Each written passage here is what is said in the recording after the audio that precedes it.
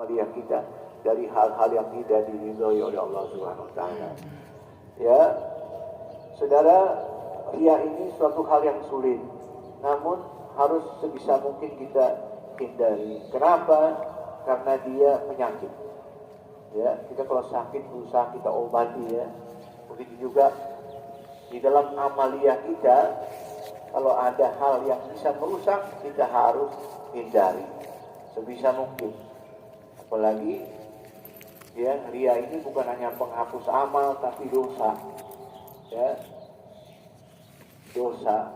Dikatakan dalam riwayat Imam Muslim, Allah Taala, Rasul bersabda dalam hadis kursinya Allah, "Ana aghna syuraka." Aku ini tidak butuh para penyekutu. Berdoa tapi syirik, aneh syirki dari persekutuan, penyekutuannya. Allah enggak butuh. Man amila amal, siapa orang melakukan ritual ibadah, aktivitas ketaatan, asyraka, namun dia membarengi di dalam aktivitas ibadah itu ya, ghairi, selainku, taraktuh, aku tinggalkan dia. Maksudnya enggak dapat ganjaran pahala. Wasyirkau, demikian apa yang disekutukannya, persekutuannya, penyekutuannya ditinggalkan, enggak diterima.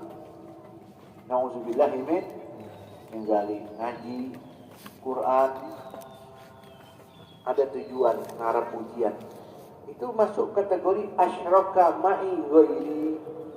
Bangun malam, sedekah, ada tujuan pengen dilihat, ada tujuan pengen disanjung oleh manusia, berarti dia asyraka ma'i ghairi. Dia telah membersamai aku dengan makhluk, maka aku tinggalkan, gak dapat pahala.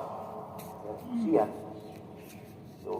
Walaupun naluri manusia mungkin berharap sanjungan dari manusia, pengen disebut namanya, pengen diangkat, itu manusia umumnya. Tapi dalam ibadah gak boleh, murni karena Allah. Ada seorang datang kepada Rasulullah SAW, ja'araju ila Rasulullah SAW, ya, ini tasaddaqtu bi sadaqatin fa'altamisu biha wajh Allah wa uhibbu an yuqala li khaira. Bagaimana ya Rasul? Kalau aku sedekah ini atau sedekah bi sadaqatin fa'altamisu biha wajh Allah, saya berharap ikhlas karena Allah, tapi saya ada suka berharap orang sebut saya orang baik. Langsung Nabi belum jawab, turun firman Allah, "Faman kana yarju liqa rabbih falyamal 'amalan shalihan wa la yusyrik bi ibadati rabbih ahada."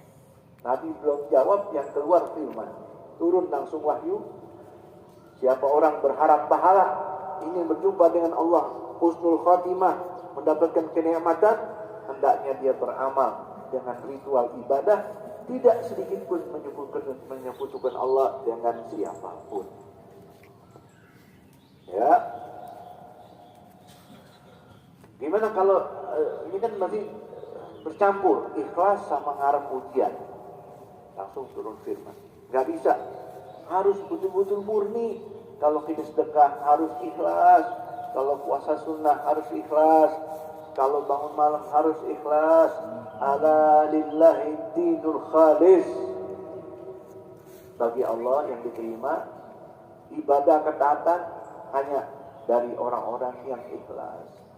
Allahumma ja'alna minal mukhlisin. Amin. Tidak bisa dicampur-campur. Ada orang datang kepada sahabat Rasul Ubadah bin Samit. Dia tanya, "Ini ugatilu bisayfi fisabilillah, uridu bihi wajh Allah." Bagaimana wahai Imam Ubadah bin Samit? Saya berperang dengan pedang saya ini membunuh orang-orang kafir. Uridu bihi wajh Allah, ikhlas karena Allah, wa mahmadatan nas, tapi saya berharap teman-teman saya puji saya. Saya perang, saya perangi orang-orang kafir itu dengan pedang saya, ikhlas karena, tapi saya senang kalau ada orang sahabat-sahabat saya puji saya. Qala la syi'lah, nanti gak ada dapat pahala sedikit pun, gak ada nilai. Saya kurang yakin. Tanya lagi sama sahabat Nabi. Bagaimana? Saya murni ikhlas, cuman saya senang kalau dipuji. Qala la syai'la. Nanti dapat pahala sedikit pun di hadapan Allah. Nanya lagi sampai 3 kali. Maka Ubadah bin Samit berkata, la syai'la, inna Allah yaqul ana aghna syuraka'i 'ani syirki. Man 'amila 'amalan asyraka fihi ma'i ghairi taraktuhu wa syirkah. Enggak bisa.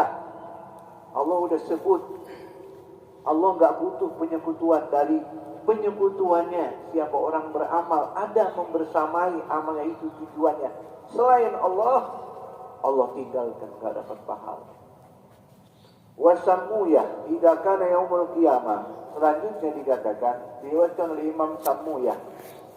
Samuyah ini laqab, namanya Al-Hafidh, namanya Ismail bin Abdullah Al-Abdi Al-Asbihani.